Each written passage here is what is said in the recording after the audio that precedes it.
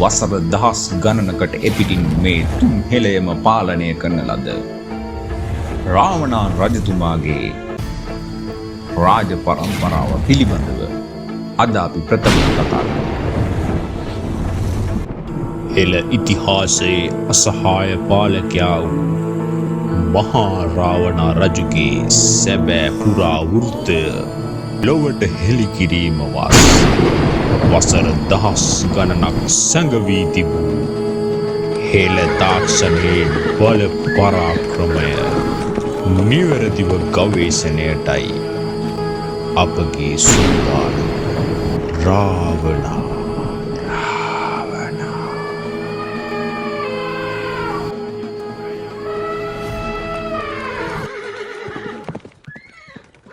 ආයු බොහෝ වේවා. අද ඔයාලා එකතු වෙලා ඉන්නේ අප අලුතින්ම ආරම්භ කරන ලද රාවණා රජුගේ ඉතිහාසය සොයා යන ගවේෂණාත්මක චාරිකාවේ පළමු දිගහැරුමටයි. ප්‍රථමයෙන්ම අද අපි බලාපොරොත්තු වන්නේ රාවණා රජුගේ රාජ පරම්පරාව පිළිබඳව කතා කරන්න. අප මේ කතාව පුලස්ති ඍෂිතුමාගෙන් පටන් ගමු. පුලස්ති ඍෂිතුමාගේ පුතා වන්නේ විශ්‍රව මුනිවරයායි. මෙම විශ්‍රව මුනිවරයාට බිරින්දෑවරුන් 5 දෙනෙකු සිට ඇති අතර ප්‍රථම බිරිඳ වන්නේ ඊලා දේවියයි. එම ඊලා දේවියට හා විශ්‍රව මුනිවරයාට පුතෙකු සිට ඇති අතර ඔහුගේ නම වන්නේ වෛශ්‍රවණයි. එසේත් නැත්නම් කුවේරයි. දෙවන බිරිඳ වන්නේ පුෂ්පෝට්ටිකා දේවියයි. උන් දෙදෙනාගේ දරුවන් දෙදෙනා වන්නේ රාවණ හා කුම්භකරණයි. තුන්වෙනි බිරිඳ වන්නේ නාග වංශික කුමාරිකාවක් වූ මාලිනී යම් කුමාරිකාවයි. එම දෙදෙනාට දාව උපන් දරුවා වන්නේ විභීෂණයි. හතරවන බිරිඳ කුම්භංසී දේවියයි. ඔවුන්ට දාව තිසරණන් හා නිවුන් දරුවන් වන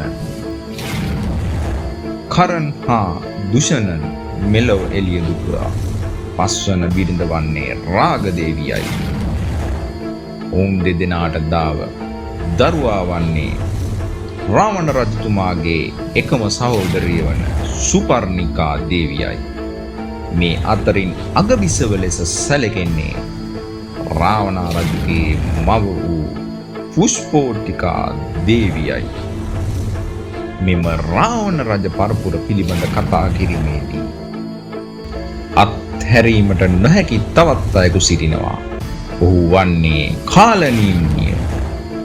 ඌ රාවණා රජුගේ මාමා වන අතර පුෂ්පෝට්ටිකා දේවිය හා කාලනීම්නි සහෝදරයන් වනවා. මෙම කාලනීම්නි හා පුෂ්පෝට්ටිකා දේවිය අයත් වන්නේ රාක්ෂ වංශයටයි.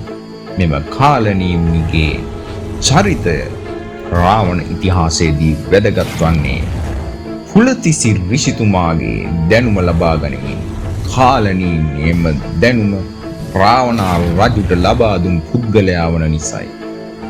වෛද්‍ය විද්‍යාව, තාරකා ශාස්ත්‍රය, ජ්‍යොතිෂය මෙන්ම සටන් ශිල්ප පිළිබඳවද රාවණා රජුට දැනුම ලබා දෙන ලද්දේ මෙම කාලනීම් විසින්. එසේනම් අද අප කතා කළේ මෙම රාවණා රජුගේ රාජ පෙළපත පිළිබඳවයි. එසේනම් අපි ඊළඟ වීඩියෝවෙන් රාවණා රජු පිළිබඳව තවත් වැදගත් මාතෘකාවක් කතා කරමු.